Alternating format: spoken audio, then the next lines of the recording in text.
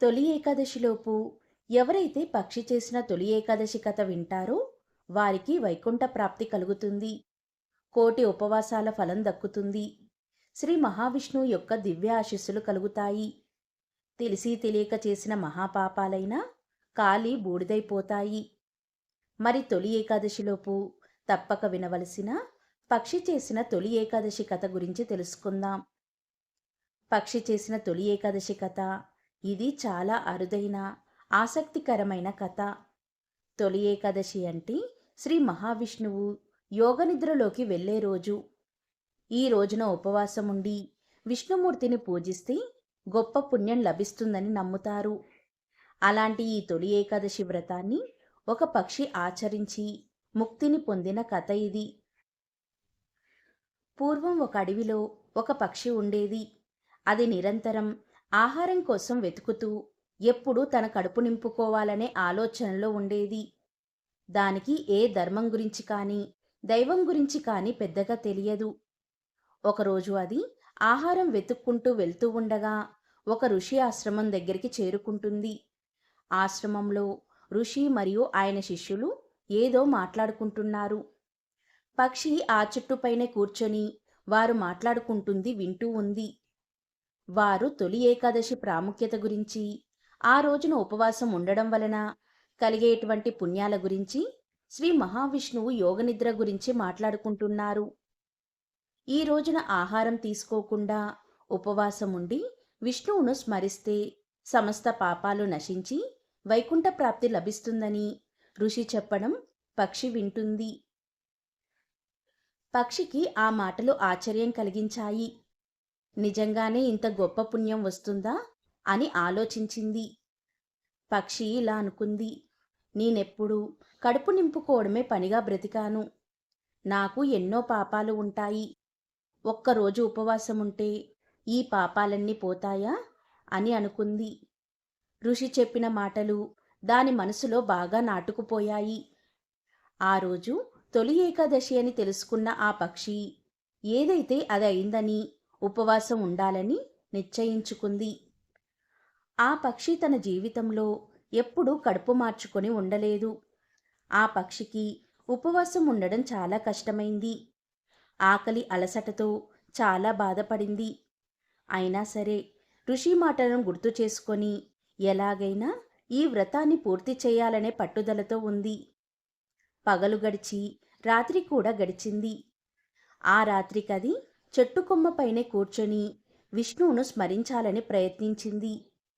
కానీ ఆ పక్షికి విష్ణుమూర్తి గురించి సరిగ్గా తెలియకపోయినా కేవలం విష్ణువు విష్ణువు అని తన మనసులో జపించుకుంది. తొలి ఏకాదశి రోజు పూర్తిగా ఉపవాసం ఉండి ఆకలి దప్పికలతో ఆ పక్షి చివరికి ప్రాణాలు విడిచింది. పక్షి ప్రాణం వదిలిన వెంటనే విష్ణుదూతలు అక్కడికి వచ్చి పక్షి ఆత్మను వైకుంఠానికి తీసుకువెళ్లారు. పక్షికి ఏమీ అర్థం కాలేదు. నేను కేవలం ఒక చిన్న పక్షిని, ఎప్పుడూ ఆహారం తప్ప వేరే ఆలోచన లేనిదాన్ని, నాకెందుకీ వైకుంఠ ప్రాప్తి అని ఆశ్చర్యపోయింది.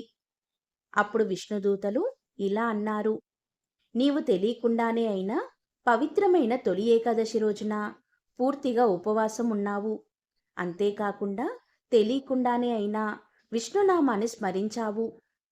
తొలి ఏకాదశి వ్రతాన్ని అత్యంత శ్రద్ధతో నిష్ఠగా ఆచరించిన వారికి మాత్రమే లభించే ఫలం ఇది.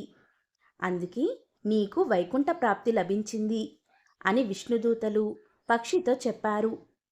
దానికా పక్షి ఎంతో ఆశ్చర్యపోయింది.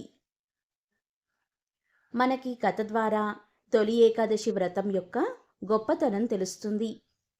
ఏకాదశి వ్రతాన్ని భక్తి శ్రద్ధలతో ఆచరిస్తే తెలియకుండా చేసిన పాపాలు కూడా నశించి మోక్షం లభిస్తుందని తెలుస్తుంది. ఈ కథ చాలామందికి తెలియని కథ. ఒక పక్షి కూడా దైవానుగ్రహం పొందగలిగిందని చెప్పే అద్భుతమైన కథ. ఇలాంటిది తొలి ఏకాదశి గురించి మరొక కథ ప్రచారంలో ఉంది. దాని గురించి కూడా ఇప్పుడు తెలుసుకుందాం. ఈ కథను వినినంతనే మహాపాపాలైన పటాపంచలవుతాయి. ఇది ఆషాఢమాసంలో వచ్చే తొలి ఏకాదశి ప్రాముఖ్యతను తెలియజేసి అరుదైన కథ. ఈ కథలో ఒక పక్షి మరియు ఒక పేద బ్రాహ్మణుడు ఎలా ఏకాదశి వ్రతాన్ని ఆచరించి దైవానుగ్రహం పొందారో తెలిపేటువంటి కథ. పూర్వం ఒక అడవికి సమీపంలో ఉన్న గ్రామంలో ధర్మదేవుడు అనే ఒక పేద బ్రాహ్మణుడు ఉండేవాడు. ఆయన చాలా ధర్మనిష్ట కలవాడు. కానీ దారిద్ర్యంతో బాధపడుతున్నాడు. ఆయనకు కుటుంబం ఉంది. వారి ఆకలి తీర్చడానికి నిత్యం కష్టపడేవాడు. పవిత్రమైన తొలి ఏకాదశి రోజున కూడా ఆయనకు ఉపవాసం ఉండేంత తీరిక ఉండేది కాదు. ఎందుకంటే ఆ రోజు కూడా ఏదో ఒక పని చేసి కుటుంబానికి ఆహారం సంపాదించాలి. ఆ ఊరికి సమీపంలో గల ఒక అడవిలో ఒక గువ్వల జంట నివసించేది. అవి కూడా ఆహారం కోసం నిరంతరం వెతుకుతూ ఉండేవి. ఒకనాడు తొలి ఏకాదశి వచ్చింది. ఆ రోజున అడవిలోని ఒక మహర్షి ఆశ్రమం వద్ద భక్తులు ఏకాదశి వ్రతం గురించి, దాని మహిమను గురించి మాట్లాడుకుంటూ ఉన్నారు. తొలి ఏకాదశి నాడు విష్ణుమూర్తి యోగనిద్రలోకి వెళ్తాడు. ఆ రోజున ఉపవాసం ఉండి విష్ణు నామాన్ని స్మరిస్తే సకల పాపాలు నశించి మోక్షం లభిస్తుందని ఒక భక్తుడు చెప్పడం గువ్వల జంట విన్నది. ఆ మాటలు విన్న గువ్వలకు ఆశ్చర్యం కలిగింది. మనం కేవలం ఆహారం, నిద్ర గురించే ఆలోచిస్తున్నాం. మనకు ఎన్నో పాపాలు ఉంటాయి. ఒక్కరోజు ఉపవాసం ఉంటే నిజంగానే మోక్షం వస్తుందా అని ఒక గువ్వ తన భాగస్వామిని అడిగింది. ఇక రెండూ కలిసి తొలి ఏకాదశి వ్రతం ఆచరించాలని నిశ్చయించుకున్నాయి. ఆ రోజున గువ్వలు రెండు ఆహారం కోసం వెళ్ళలేదు. ఆకలితో అల్లాడుతున్న తమ సంకల్పాన్ని వదులుకోలేదు. రాత్రంతా అవి విష్ణునామాన్ని గుర్తు చేసుకుంటూ చెట్టుకొమ్మపైనే కూర్చుండిపోయాయి. తెల్లవారేసరికి ఆకలి దప్పికలతో గువ్వల జంట ప్రాణాలు విడిచింది. అదే సమయంలో ధర్మదేవుడు తన కుటుంబం కోసం ఏదైనా ఆహారం దొరుకుతుందో ఏమోనని అడవిలోకి వెళ్ళాడు. ఆయన వెళ్తున్న మార్గంలో గువ్వల జంట నిర్జీవంగా పడి ఉండడం చూశాడు. పాపం, ఆకలితో చనిపోయినట్లున్నాయి అని బాధపడ్డాడు. ఆ పక్షుల దయనీయ స్థితిని చూసి ఆయనకు గుండె చెరువయింది. నేను నా కుటుంబం ఆకలి తీర్చుకోవడానికి నిత్యం పాటుపడుతున్నాను. ఈ పక్షులు ఎంత ఆకలితో ఉన్నా వాటికి ఆహారం దొరకలేదేమో అని అనుకున్నాడు. ఆకలి బాధ ఎలాంటిదో తెలిసిన ధర్మదేవుడు ఆ పక్షులపై దయతలిచి తాను తెచ్చుకున్న కొద్దిపాటి ఆహారాన్ని కూడా పక్షుల వద్ద ఉంచి తాను మాత్రం ఏమీ తినకుండానే వెనుతిరిగాడు. ధర్మదేవుడికి అది తొలి ఏకాదశి అని తెలియదు. కానీ ఆయన ఆకలితో ఉన్న జీవుల పట్ల చూపిన కరుణే ఆ రోజు ఆయనకు తెలియకుండానే ఉపవాసంగా మారింది. గువ్వల జంట ప్రాణాలు విడిచిన వెంటనే విష్ణుదూతలు వచ్చి వాటిని వైకుంఠానికి తీసుకొని వెళ్లారు. అవి తమకు మోక్షం లభించినందుకు ఆశ్చర్యపోయాయి. మేము కేవలం గువ్వలం, మాకింతటి భాగ్యం ఎలా లభించింది అని అడిగాయి. అప్పుడు విష్ణుదూతలు ఇలా అన్నారు: మీరు తెలియకుండానే తొలి ఏకాదశి నాడు ఉపవాసం ఉండి విష్ణునామాన్ని స్మరించారు. మీ నిస్వార్థ భక్తికి ఇది ప్రతిఫలం అని చెప్పారు. అంతలోనే విష్ణుదూతలు ధర్మదేవుడి వద్దకు కూడా వచ్చారు. ధర్మదేవుడు వారిని చూసి ఆశ్చర్యపోయాడు. ఓ దేవదూతల్లారా, మీరెందుకు వచ్చారు అని అడిగాడు. అప్పుడు విష్ణుదూతలు ఇలా అన్నారు: ఓ ధర్మదేవా, నీవు నిత్యం ధర్మబద్ధంగా జీవిస్తున్నావు. ఈ తొలి ఏకాదశి రోజు కూడా నీ ఆకలిని సైతం లెక్క చేయకుండా రెండు పక్షుల పట్ల కరుణ చూపించి నీ వద్ద ఉన్న ఆహారాన్ని కూడా వాటికి దానంగా ఇచ్చి తెలియకుండానే ఉపవాసం ఉన్నావు. నీ నిస్వార్థ దయకు, భక్తికి మెచ్చి శ్రీ మహావిష్ణువు నీకు అంతులేని సంపదలను, సకల శుభాలను ప్రసాదిస్తారు అని చెప్పారు. తత్ఫలితంగా ధర్మదేవుడు అనతి కాలంలోనే సంపదలను పొంది సుఖ సంతోషాలతో జీవించాడు. పక్షి జంటకు వైకుంఠ ప్రాప్తి లభించింది. ఈ కథను బట్టి నిస్వార్థమైన దయ, కరుణ ఎల్లప్పుడూ దైవానుగ్రహాన్ని పొందుతాయి. తెలియకుండా చేసిన పుణ్యకార్యాలు కూడా గొప్ప ఫలితాలనిస్తాయి. తొలి ఏకాదశి వ్రతం యొక్క మహిమ అపారమైనది. అది చిన్న జీవులకు సైతం మోక్షాన్ని ప్రసాదించగలదు. ఎవరైతే ఈ కథను విన్నారో మీ అంత అదృష్టవంతులు ఇక ఉండరు. మీకు కోటి ఉపవాసాలు చేసినంతటి పుణ్యం లభిస్తుంది. పూర్వం ఒకానొకప్పుడు కాశ్మీరు దేశాన్ని సత్యవతుడనే రాజు పరిపాలిస్తూ ఉండేవాడు. అతడు పేరుకు తగ్గట్టు ప్రవర్తించేవాడు. అతని రాజ్యంలో ధర్మం 4 పాదాల మీద నడుస్తూ ఉండేది. ఎవరి వృత్తి ధర్మాలను వారు పాటిస్తూ ఉండేవారు. రాజ్యంలో ఎక్కడా కూడా అధర్మం, అన్యాయం అనేవి లేకుండా ఉండడంతో ప్రజలంతా సుఖంగా ఉండేవారు. ఒకరోజు సత్యవతుడు ఇలా అనుకున్నాడు. మానవులు కేవలం ఈ లోకంలో మాత్రమే సుఖంగా ఉంటే చాలదు. పరలోకంలో కూడా సుఖంగా ఉండాలి. అందుకు ఉన్న ఉపాయం ఒక్కటే. అదే దైవారాధన. నా ప్రజలంతా పరలోకంలో సుఖాన్ని అనుభవించాలి అంటే దైవచింతన ఏ విధంగా చేయాలి అని ఆలోచించసాగాడు. ఒకనాటి ఏకాదశి రోజు సత్యవతుడు ఉపవాసం చేసి దైవధ్యానం చేస్తూ ఉన్నాడు. తన ప్రజలంతా పరలోకంలో సుఖం పొందడానికి ఉపాయమేమిటి అని ఆలోచిస్తూ ఉన్నాడు. ఇలా ఆలోచిస్తున్న సమయంలో సాక్షాత్తు శ్రీ మహావిష్ణువే సత్యవతుడి ముందు ప్రత్యక్షమయ్యాడు. మహారాజు శ్రీ మహావిష్ణువుకి సాష్టాంగ నమస్కారం చేసి భక్తితో ఆరాధించి ఇలా అన్నాడు. స్వామి, మీ దర్శన భాగ్యం వల్ల నేను ధన్యుణ్ణయ్యాను. నా ప్రజలంతా కూడా మోక్షాన్ని పొందడానికి తగిన ఉపాయాన్ని సెలవివ్వండి అని కోరాడు. అప్పుడు శ్రీమన్నారాయణుడు సత్యవతుడి కోరికను మన్నించి ఇలా అన్నాడు. సత్యవత, ప్రజలందరి క్షేమాన్ని కోరుకునే నువ్వు ఎంతటి దయామయుడివో నాకు తెలుస్తుంది. ప్రజలంతా ఇహపర లోకాలలో సుఖం అనుభవించాలి అంటే ఏకాదశి వ్రతం అనే గొప్ప వ్రతముంది. ఆ వ్రతాన్ని నీ ప్రజల చేత చేయించు.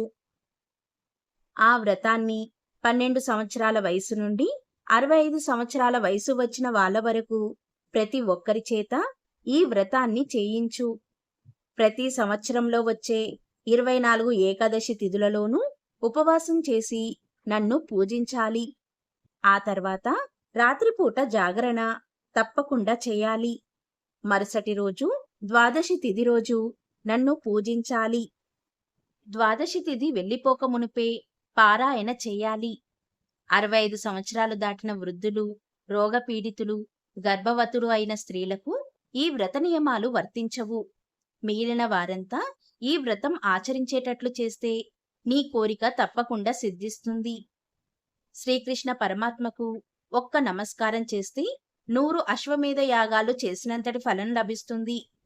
లోకంలో 100 అశ్వమేధ యాగాలు చేసిన వారు చేసిన పుణ్యం క్షీణించాక మళ్ళీ భూలోకంలో పుట్టవలసి వస్తుంది.